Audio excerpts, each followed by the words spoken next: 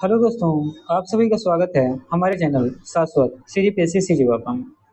देखिए, आपके छात्रावास अधीक्षक भर्ती को लेकर, ठीक है, आपके छात्रावास अधीक्षक भर्ती को लेकर बाल मनोविज्ञान यहाँ से आपके 10 नंबर का प्रश्न पूछा जाएगा, ठीक है। और साथ ही छात्रावास प्रबंधन और योग शिक्षा से 4 नंबर का प्रश्न पूछा जाएगा।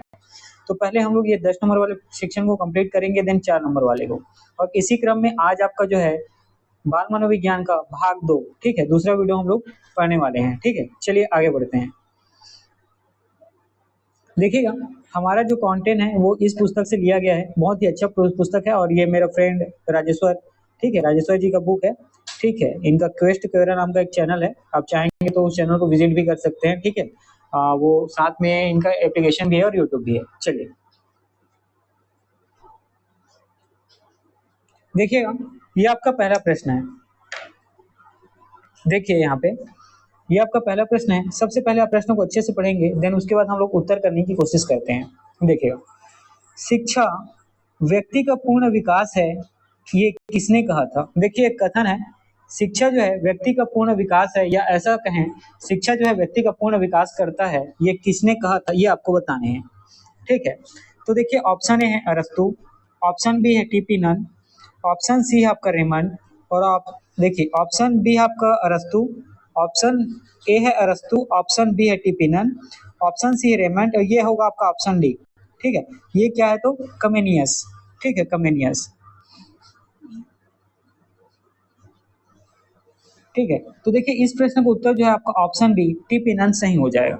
शिक्षा व्यक्ति का पूर्ण विकास है, ये किसने कहा था? तो याद रखिएगा, ऑप्शन बी टीपी नन के द्वारा कहा गया था, ठीक है। चलिए आगे बढ़ते हैं। देखिए, ये आपका अगला प्रश्न है कि नैदानिक विधि का जनक कौन है, ये हमें बताना है, ठीक है। नैदानिक विधि का जनक कौन है, ये प्रश्न आपसे पूछा गया है। ऑप्शन ए है लाइटनर विटमर, ऑप्शन बी है मैंडल, ऑप्शन सी है मोरेनो, और ऑप्शन डी है आपका वुडवर्थ, है ना। ऑप्शन डी है आपका वुडवर्थ। तो ध्यान रखिएगा, यहाँ आपका सही उत्तर जो होगा ये हो जाएगा लाइटनर विटमर, है ना, ये आपका सही उत्तर होगा। नैदानिक विधि के जनक कौन है? तो उत्तर आपको याद रखना है लाइटनर विटमर। देखिए, व्यक्ति की व्यवहारात्मक समस्याओं का अध्ययन जो है वैज्ञानिक ढंग से करने की एकमात्र विधि जो है, ठीक है। अच्छा, नैदानिक विधि क्या है? तो नैदानिक विधि के आपके बारे में क्या याद रखना है? जो व्यक्ति के व्यवहार की, ठीक, व्यक्ति के व्यवहार की जो समस्या है, इसी समस्या को वैज्ञानिक ढंग से,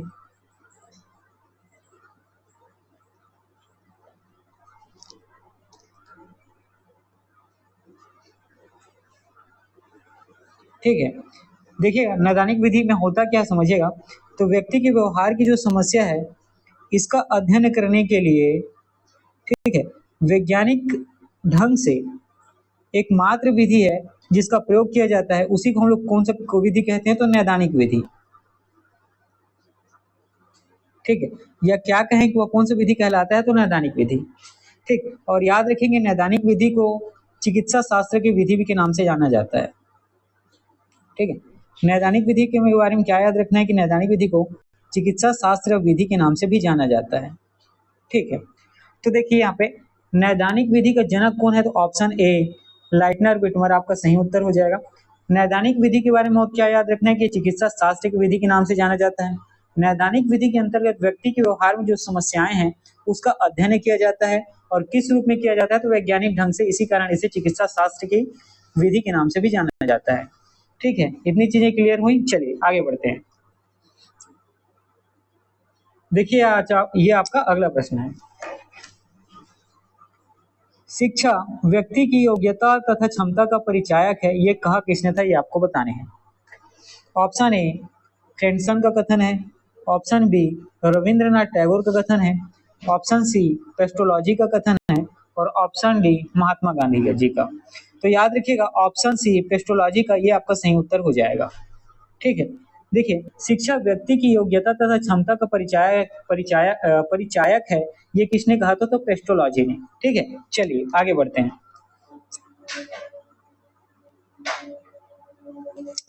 देखिए, आपका अगला प्रश्न है,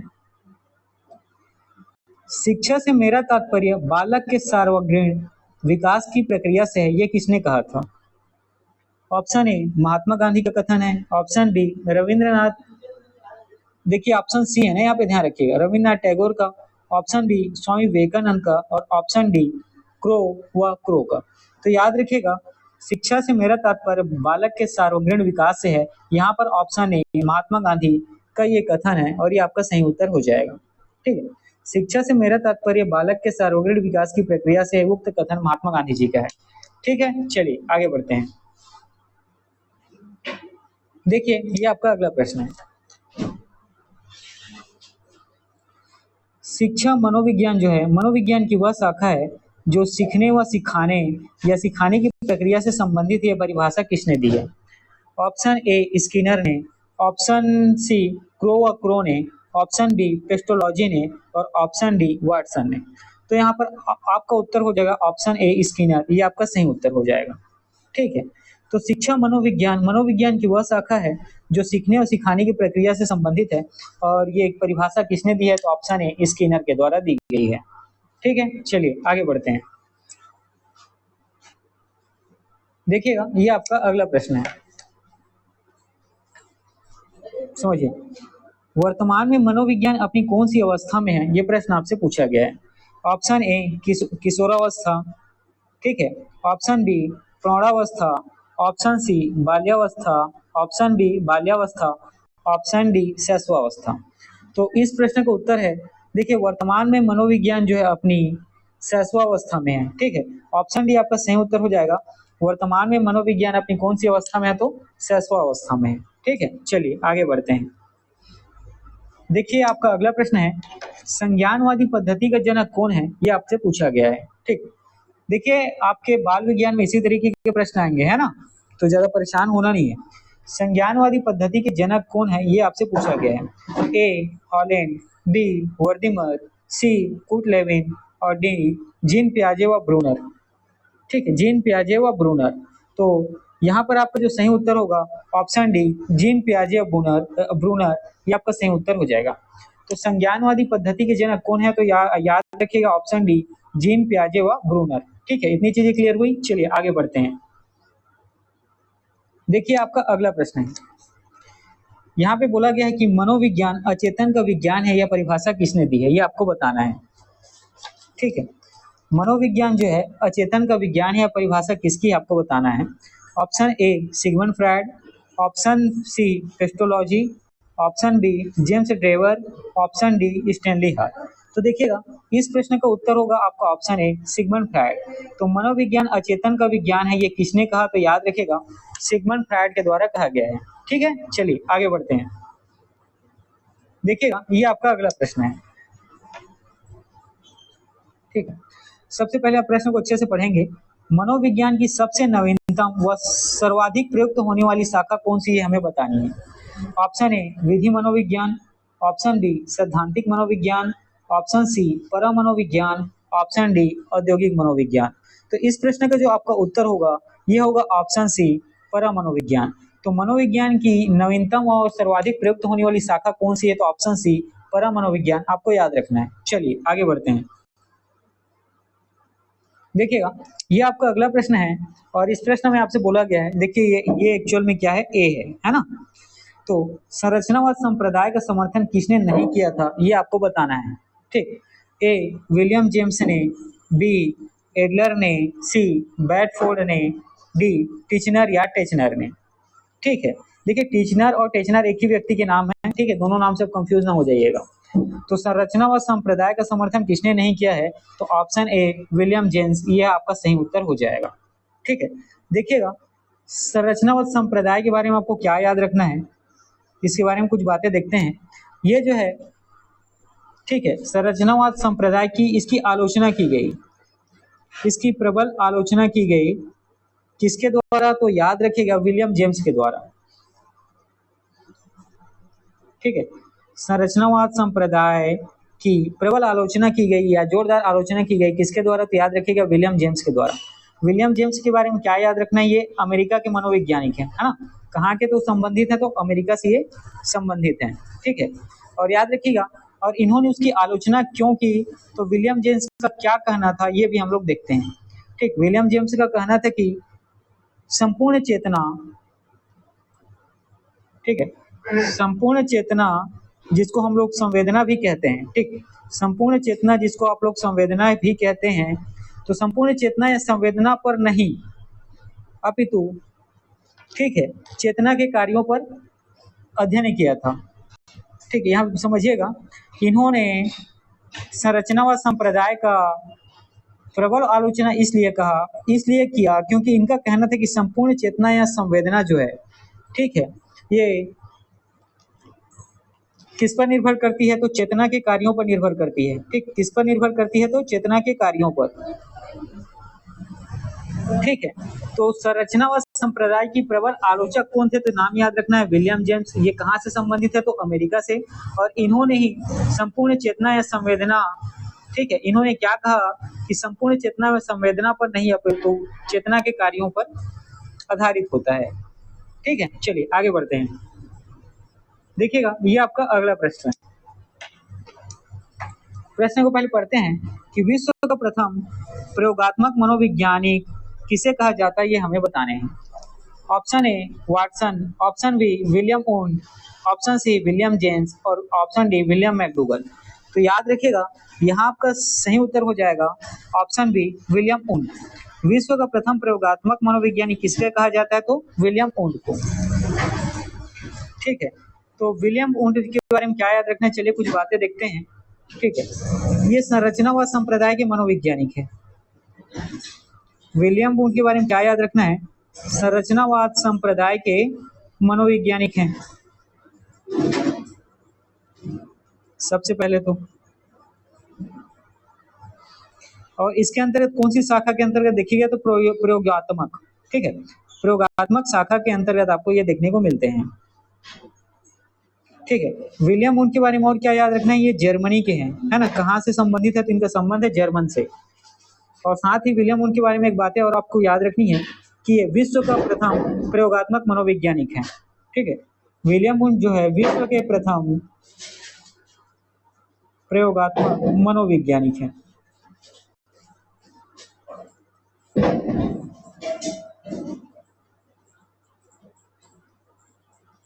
ठीक है, तो विश्व का प्रथम प्रयोगात्मक मनोवैज्ञानिक किसे कहा जाता है, तो विलियम वुंड को। ये कहाँ से संबंधित है, तो जर्मनी के।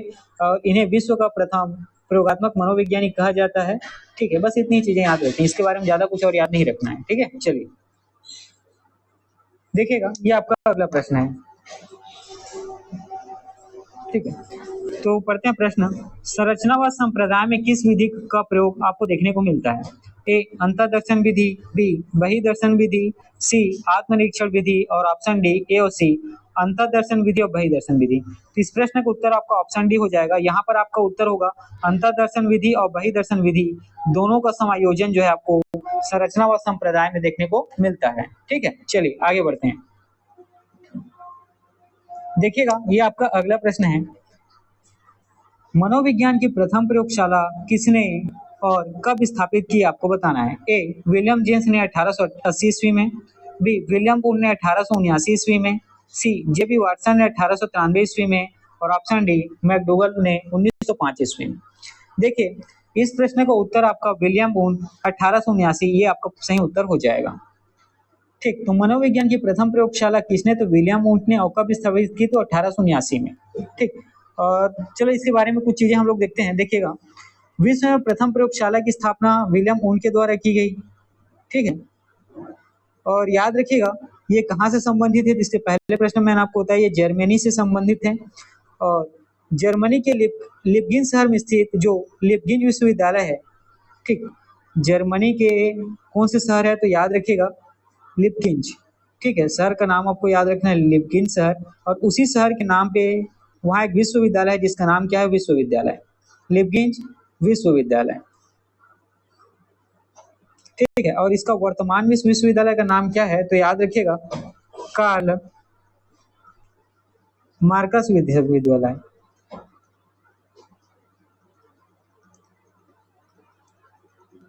ठीक है, तो मनोविज्ञान की प्रथम प्रयोगशाला किसने और कब स्थापित की, तो विलियम वुंड के द्वारा की गई 1879 में। ये कहाँ से संबंधित है, तो जर्मनी से। और जर्मनी के एक शहर है लिपगिंज विश्वविद्यालय। ठीक है। और हाँ इसी ठीक है, इसी विश्वविद्यालय में उन्होंने क्या किया था, प्रथम प्रयोगशाला स्थापित किया था। ठीक है, और वर्तमान में इस विश्वविद्यालय का क्या नाम है, तो कार्ल मार्कस विश्वविद्यालय। ठीक है, चलिए आगे बढ़ते हैं। देखिएगा, ये आपका अगला प्रश्न है। ठीक है, आपका अगला प्रश्न है कि व्यवहार शब्द की सर्वप्रथम व्याख्या किसने की थी, यह प्रश्न आपसे पूछा गया है। ऑप्शन ए पावलाव ने, ऑप्शन बी मैकडूगल ने, ऑप्शन सी वाटसन ने और ऑप्शन डी रूसो ने। तो देखिएगा, व्यवहार शब्द का सर्वप्रथम व्याख्या किसने की, तो ऑप्शन सी वाटसन ने। आपको याद रखना है ना उत्तर, ऑप्शन सी वाटसन। ठीक, तो व्यवहार शब्द की सर्वप्रथम व्याख्या किसने की, वाटसन ने। जबकि व्यवहार शब्द का सबसे पहले प्रयोग किसने किया, तो दोनों में अंतर है। ठीक है, व्यवहार शब्द का सबसे पहले प्रयोग जो है विलियम मैकडूगल के द्वारा किया गया। किसके द्वारा, तो विलियम मैकडूगल के द्वारा।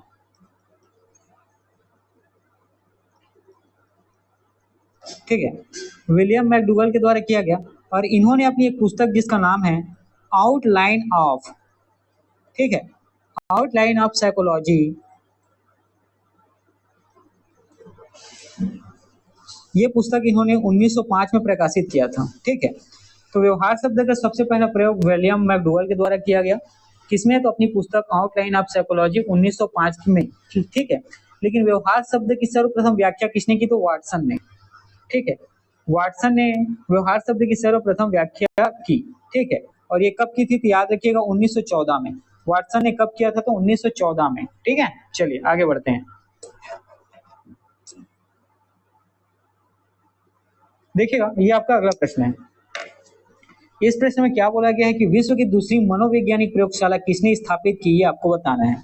ऑप्शन ए वुडवर्थ ने, ऑप्शन बी जॉन लॉक ने, ऑप्शन सी विलियम जेम्स ने और ऑप्शन डी विलियम ऊंट ने। तो विश्व की दूसरी मनोवैज्ञानिक प्रयोगशाला किसने स्थापित की, तो ऑप्शन सी विलियम जेम्स ने। ये आपका सही उत्तर हो जाएगा। ठीक है, किसने, तो विलियम जेम्स ने। अब देखिएगा, और कुछ चीजें और भी समझते हैं। जैसे कि एक नाम याद रखना है, नरेंद्र सेन या नरेंद्र नाथ। ठीक, नरेंद्र नाथ या इनको कहा जाता है डॉक्टर एन एन सेनगुप्ता। ठीक है, एक नाम याद रखना है, डॉक्टर नरेंद्र नाथ या डॉक्टर एन एन सेनगुप्ता। इनके नेतृत्व में, ठीक है, इस व्यक्ति के नेतृत्व में, याद रखिएगा, हमारे भारत में, ठीक है, हमारे भारत में प्रथम मनोवैज्ञानिक, ऐसा कहें मनोविज्ञान प्रयोगशाला स्थापित की गई।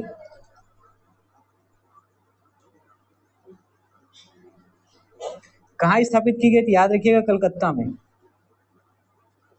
ठीक, और कलकत्ता में कहाँ, तो कलकत्ता विश्वविद्यालय में। और कब, तो याद रखिएगा 1916 को। ठीक है, तो विश्व की दूसरी मनोवैज्ञानिक प्रयोगशाला किसने स्थापित की, तो वहां पे आपको नाम याद रखना है विलियम जेम्स का। और हमारे भारत में अगर पूछे कि भारत में प्रथम मनोविज्ञान प्रयोगशाला स्थापित कहाँ किया गया, तो याद रखिएगा कलकत्ता, और कलकत्ता के कलकत्ता विश्वविद्यालय में। कब किया गया, तो 1916 में। और किसके द्वारा, तो नरेंद्र नाथ, या इनको आप कह सकते हैं डॉक्टर एन एन नरेंद्र नाथ, है ना। एन एन का मतलब क्या है, नरेंद्र नाथ सेन गुप्ता। ठीक है, चलिए आगे बढ़ते हैं। देखिएगा, ये आपका अगला प्रश्न है। किस संप्रदाय में मन की तुलना कंप्यूटर से की गई है, आपको बताना है। ये ऑप्शन ए मनोविश्लेषणवाद, ऑप्शन सी साहचर्यवाद, ऑप्शन बी व्यवहारवाद और ऑप्शन डी निर्मितवाद। ठीक है, तो यहाँ आपका जो सही उत्तर होगा ऑप्शन डी निर्मितवाद। तो निर्मितवाद संप्रदाय में याद रखना गया, मन की तुलना जो है कंप्यूटर से की गई है। ठीक है, निर्मितवाद संप्रदाय के बारे में और क्या याद रखना है कि ये जो है संज्ञात्मक संप्रदाय भी इसको कहा जाता है। ठीक, निर्मितवाद संप्रदाय को संज्ञानात्मक संप्रदाय भी कहा जाता है। सबसे पहले तो याद रखना है। ठीक है, और इस संप्रदाय का जो है निर्मितवाद संप्रदाय कहें या संज्ञात्मक संप्रदाय कहें, ठीक है, इसका प्रतिपादन किसने किया, तो याद रखिएगा नाम जीन पियाजे। ठीक, जीन पियाजे के द्वारा इसका जो है प्रतिपादन किया गया था। ठीक है, जीन पियाजे के द्वारा इसका क्या किया गया था, प्रतिपादन किया गया था। ठीक है, तो यहाँ तक चीजें क्लियर हुई। तो किस संप्रदाय में मन की तुलना कंप्यूटर से की गई थी? तो निर्मितवाद, और निर्मितवाद संप्रदाय को ही संज्ञात्मक संप्रदाय के नाम से जाना जाता है। और निर्मितवाद संप्रदाय का यहाँ संज्ञात्मक संप्रदाय, इसके प्रतिपादन या प्रतिपादक कौन है? तो नाम याद रखिएगा, जीन पियाजे। ठीक है, चलिए आगे बढ़ते हैं। देखिएगा, ये आपका अगला प्रश्न है। शिक्षा जगत में सबसे पहले मनोविज्ञान की परिकल्पना किसने की या कल्पना किसने की, ये आपको बताने हैं। ऑप्शन ए अरस्तु ने, ऑप्शन सी डेकांटे ने, ऑप्शन डी प्लेटो ने, और ऑप्शन डी रूसो ने। तो देखिएगा, शिक्षा जगत में सबसे पहले मनोविज्ञान की कल्पना या प्रकल्पना किसने की?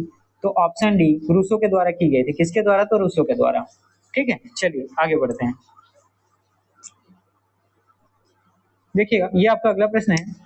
मानवतावाद मानवतावाद संप्रदाय का प्रवर्तक कौन है, ये हमें बताना है। ए अब्राहम मैस्लो, बी स्किनर, सी वाटसन, डी जीन पियाजे। तो यहाँ पर आपका सही उत्तर हो जाएगा, मानवतावाद संप्रदाय का प्रवर्तक कौन है? तो अब्राहम मैस्लो। ठीक है, कौन है? तो अब्राहम मैस्लो। ठीक है, चलिए कुछ चीजें देखते हैं। देखिएगा, जो मानव की आवश्यकता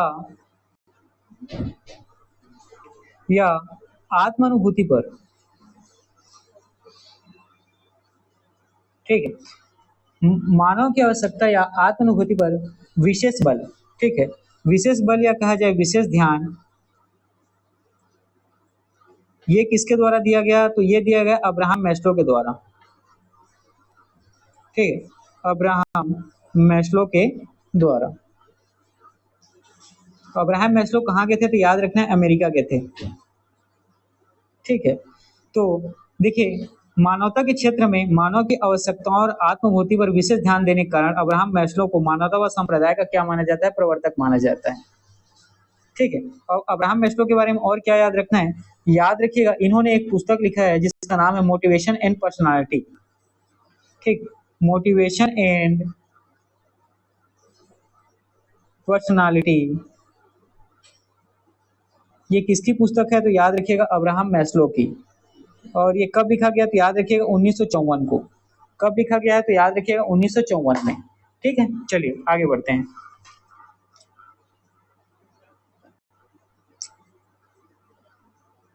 ठीक है दोस्तों, तो आज का क्लास में इतना ही रखता हूँ, पढ़ते रहिए। ठीक है, और जितनी भी चीजें हैं सब अपने आप में बहुत, ठीक है, बहुत अच्छे लेवल की प्रश्न है। जितना भी प्रश्न था इसी तरीके के प्रश्न आपको पेपर में आपको देखने को मिल सकते हैं। ठीक है, मैं कोशिश करूंगा कि हम लोगों का पेपर अगर 15 तारीख तो है तो 14 तारीख या 13 तारीख तक, ठीक है, जो आपका 14 नंबर का सेक्शन है इसको मैं कंप्लीट करा दूं विद 5 नंबर का करंट अफेयर के साथ। ठीक है, चलिए पढ़ते रहिए।